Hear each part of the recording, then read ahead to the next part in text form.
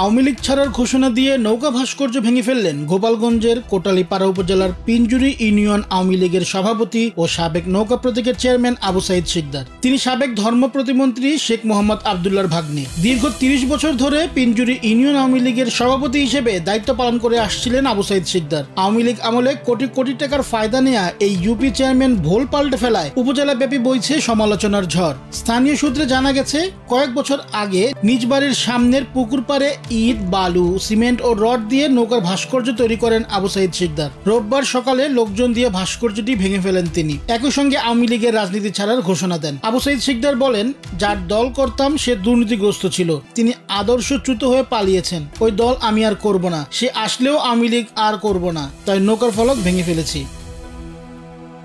Tauqir Ahmed, news desk, Bangla TV.